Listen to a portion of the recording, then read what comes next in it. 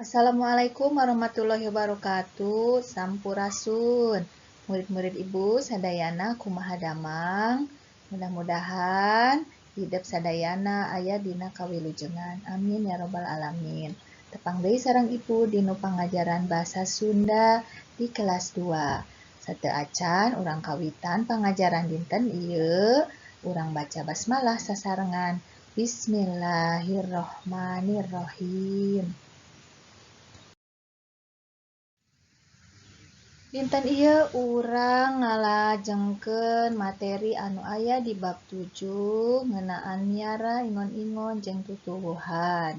Dina sub materi nu kahiji ngalengkepan kalimah, nu kadua nyalin kalimah, anu katilu ngaruntuykeun gambar.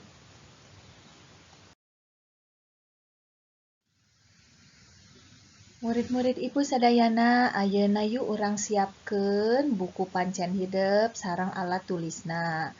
Buka kaca 77, urang sasarengan ngalengkepan kalimah.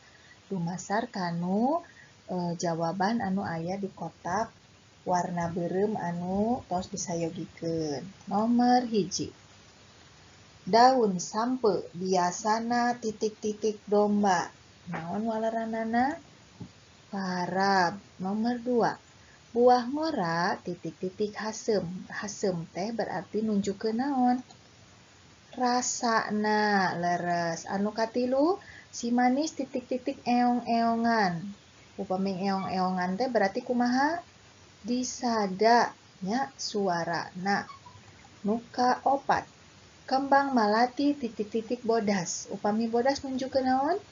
Warnana. Salajengna nomor 5. Kukupu titik-titik dina pucuk kembang. Nuju euteup nya hartosna kupu-kupu teh sedang hinggap di atas bunga. Salajengna urang teraskeun.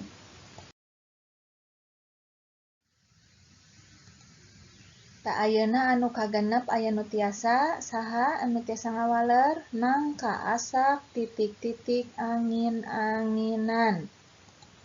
Seungitna ya, jadi artinya harumnya itu terbawa angin, tercium kemana-mana. Nomor 7, patani titik-titik jukut di kebon. Biasana upami patani teh di kebon nuju naon? Ngala nya, ngala jukut. Nomor 8, buah-buahan titik-titik loba vitamin C. Berarti maksudnya buah-buahan itu titik-titik banyak vitamin C. Berarti ngandung atau mengandung banyak vitamin C, ya itu maksudnya. Nomor 8, jangkrik disadana mani titik-titik pisan. Dengernya artinya keras. Nomor 10, uak darwis titik-titik kelenci. Kelenci itu kelinci. Jawabannya ngukut ya atau memelihara. Bagaimana? Sudah selesai semuanya? Yuk kita lanjutkan ke halaman berikutnya.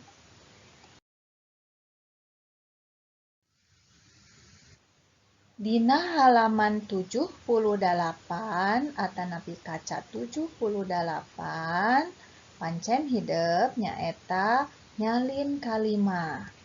Sapertos kumaha nyalin kalimahna? Henteu asal nyalin tapi pek ku hidup salin nganggo aksara ngantet atanapi tegak bersambung. Contoh nomor hiji. Yudi nuju tumpak munding. Tah sapertos ieu disalin ku hidup nganggo huruf atanapi seratan ngantet atau tulisan tegak bersambung ya. Sudah paham semuanya?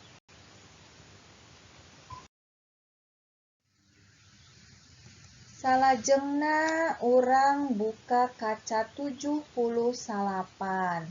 Dina kaca 78 pek runtuykeun gambar carita anu aya di nu layar ieu tulis dina buku pancen. Tah ayeuna bakal ditungtun ku ibunya. Anu kahiji nyaeta Susunan anu leres di kawitan ku nomer 4.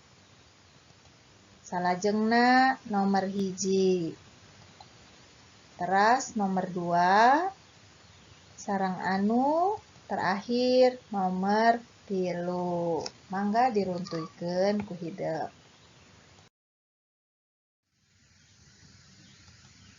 Salajengna dina kaca 80 nyaeta urang neruskeun nyieun kalimah dumasar kanu runtuyan gambar tadi. Tadi kan anu nomor kahiji runtuyan gambar 4 heula. Kumaha kira-kira kalimatna? Yani balik sakola kahujanan. Teras di jalan mendak anak ucing anu kahujanan. Salajengna anak ucingna dipiara, dijieunkeun kandang nya di imahna Yani. Sareng anu terakhir, Yani jeung anak ucing tadi jadi silih pikanyaah osok ulin babarengan ya. Jadi cerita ini maksudnya Yani pulang sekolah pada saat hujan. Di perjalanan waktu mau hujan dia menemukan seekor anak kucing yang sedang kehujanan. Lalu anak kucingnya itu dia bawa ke rumah, dia sayangi, dia pelihara, dan dibikinkan kandang. Dan yang terakhir, kucing pun jadi sayang kepada Yani, begitu juga Yani. Ya, jadi mereka saling menyayangi, suka bermain bersama-sama setelah Yani pulang sekolah. Nah, seperti itu ya ceritanya.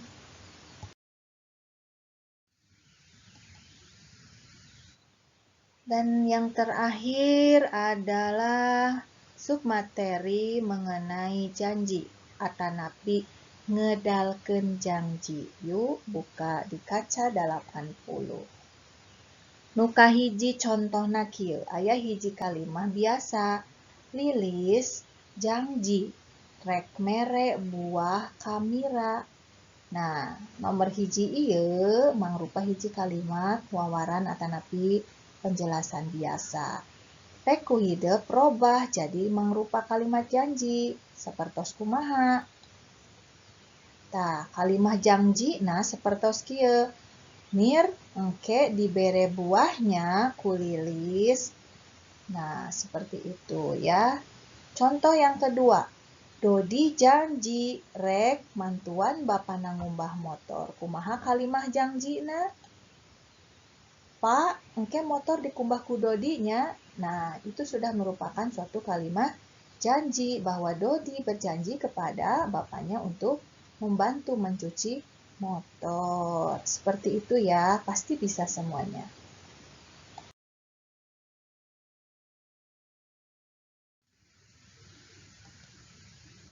Bagaimana? Mudah bukan latihan-latihannya? Silakan dikerjakan di rumah ya. Sampai di sini dulu materi kita hari ini. Kalau ada yang masih belum mengerti, silakan diputar lagi video pembelajarannya atau boleh menghubungi kepada ibu. Mung dugi dieu wae. Hatur nuhun. Wassalamualaikum warahmatullahi wabarakatuh.